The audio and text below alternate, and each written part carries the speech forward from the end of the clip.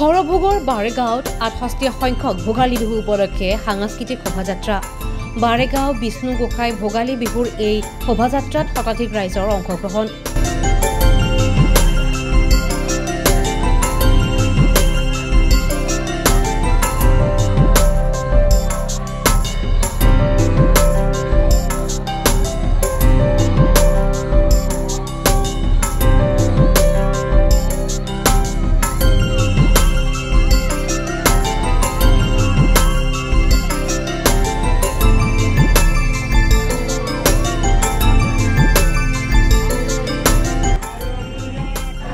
বৰপেটা জিলাৰ হৰভোগৰ বাৰেগাঁৱত 1, 2 আৰু 3 মাঘ 1431 ভাস্কৰাব্দ অৰ্থাৎ খ্ৰীষ্টীয় 2025 বৰ্ষৰ 15, 16 আৰু 17 জানুৱাৰী তাৰিখে তিনিদিনীয়াকৈ উদযাপন কৰা হৈছে 68 সংখ্যক ভোগালী বিহু।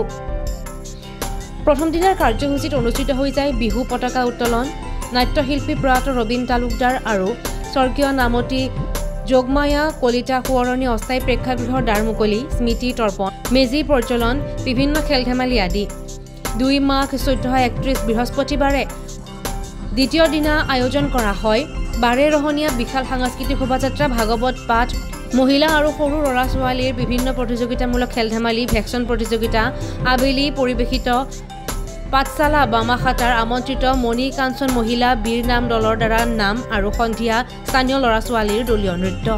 হৰভোগৰ পৰা শহীদুল আলীৰ ৰিপৰ্ট, DA 365। গোসাঁই ভোগালী বিহু উদযাপন আৰু 68 বছৰ পূৰ্বে এইখন পথাৰত সেই সময়ত এই মন্দিৰটো স্থাপন হোৱা নাছিল। এইখন পথাৰত সেই সময়ত গাঁওবিলাকত গাঁৱৰ মানুহে শ্ৰমদান কৰি ৰাস্তাবিলাক বনাইছিলে আৰু এই যিটো সন্মুখৰ ৰাস্তা আপোনালোকে দেখিছে, এই পথটো নিজে মাটি কাটি এই পথাৰৰ পৰা মাটি কাটি আমাৰ বয়োজ্যেষ্ঠসকলে ইয়াত ৰাস্তাটো নিৰ্মাণ কাৰণে শ্ৰমদান কৰিছিলে আৰু তেতিয়াই স্বৰ্গীয় যাদৱ চন্দ্ৰ দাসৰ কদালত এটা শিলৰ মূৰ্তি নিচিনাকৈ এটা ওলাই আহিছিলে আৰু গোটেই যি সময়ত সেই গাঁৱৰ মানুহখিনি আছিল তেওঁলোকে উৎসাহ উদ্দীপনাৰে চিঞৰিলে যে আমাৰ পথাৰত গোসাঁই ওলাইছে আৰু ঠিক তেনেকৈ সেই গোসাঁইটো স্থাপন কৰা হয় আৰু সেইবাবে বিষ্ণু গোসাঁইৰ আন এটি নাম শিলা গোসাঁই, কাৰণ এটা শিলৰ মূৰ্তিৰ নিচিনাকৈ তেনেকৈ আঁতিছিল। সেইটো এতিয়াও আমাৰ মন্দিৰত স্থাপন হৈ আছে আৰু সেই সময়ত আমাৰ আৰম্ভণিতে আমাৰ বিশেষ নাছিলে, গাঁৱৰ মানুহে ধুনীয়াকৈ তিৰপাল টানি এখন পেণ্ডেল কৰিছিলে আৰু মন্দিৰৰ মাটিতে এখন মঞ্চ সাজিছিলে, সেই গাঁৱৰ মানুহসকলে নিজেই কৰিছিলে আৰু তেতিয়া কেৱল আমাৰ নাম আছিলে আৰু ভলীবল খেলা অনুষ্ঠিত হৈছিলে আৰু গাঁৱৰ পৰা এখন নাটক কৰা হৈছিলে।